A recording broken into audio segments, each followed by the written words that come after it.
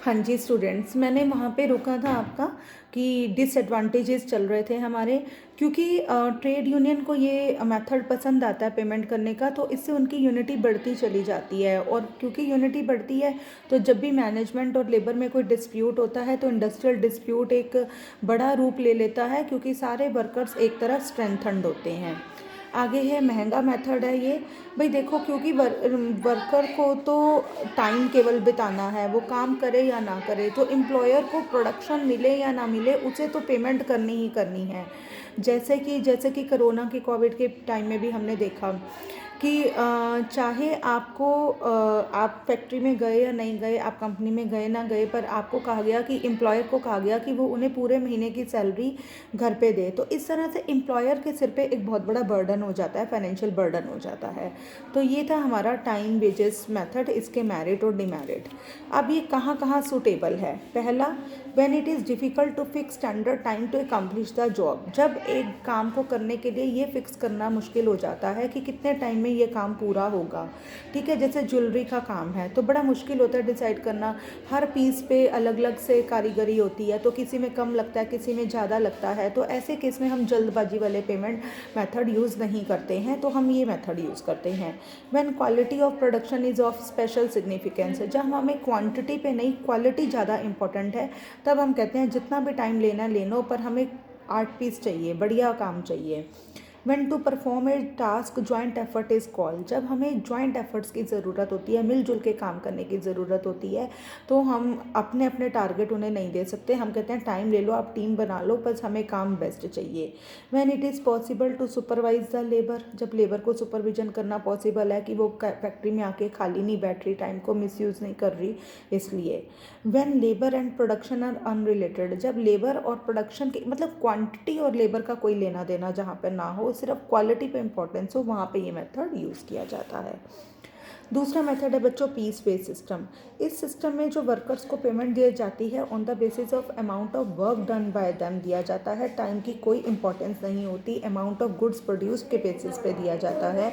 Wages per unit of production पहले से decide हो जाता है। जो काम को कर लेता है जल्दी प्रिस्क्राइब टाइम लिमिट में, उसे ज़्यादा पैसे मिलते हैं। जो प्रिस्क्राइब टाइम लिमिट में काम नहीं कर पाता उसे कम वेजेस मिलते हैं। इसे मैं एक सिंपल तरीके से बताती हूँ। मान लो आप एक वर्कर हो और आपको कहा जाता है कि आप 1 यूनिट किसी भी प्रोडक्ट की बनाने के 100 रुपये आपको मिलेंगे। ठीक है, अब आप दिन में 50 यूनिट बनाते हो, 100 तो वैसे नहीं मिलते होते हैं, मान लो 50 मैं ले लेती हूँ। ठीक है, तो 1 यूनिट को बनाने के 50 रुपये लगेंगे। तो अगर आप दिन में 100 यूनिट बना लेते हो तो 100 × 50 वो आपके हैं।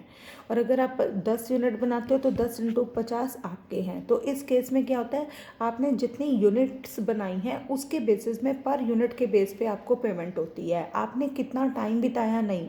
आप फटाफट बना लेते हो, बहुत ज़्यादा यूनिट बना लेते हो तो आपके वेजेस बहुत ज़्यादा हो जाएंगे। आप देर लगा के कम यूनिट आउटपुट बनाते हो तो आपको वेजेस कम मिलेंगे। ठीक है, तो ये होता है आपका पीस रेट सिस्टम का।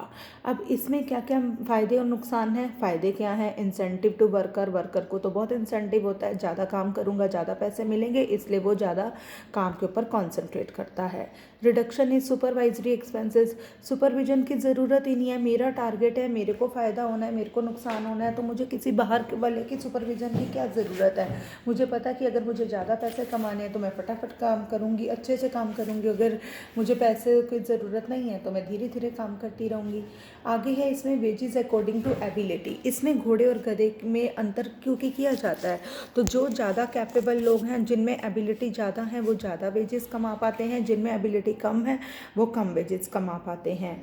Decrease in production cost.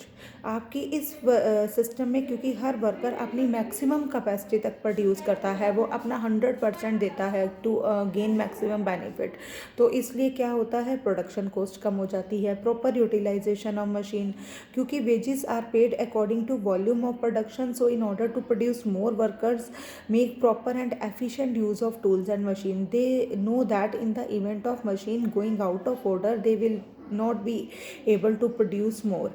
अभी वर्कर्स को पता है कि मुझे मशीनों के साथ काम करके उत्पाद बनाना है। अगर मशीन में टूट फूट हो जाती है तो इन दैट केस क्या होगा, तो मेरा काम रुक जाएगा, प्रोडक्शन हिंडर्ड हो जाएगी। इसलिए वो क्या करता है, काम को संभल संभल के करता है। आगे है मोबिलिटी इन वर्कर की, सॉरी पहले मैं बताती हूँ improvement in the production method.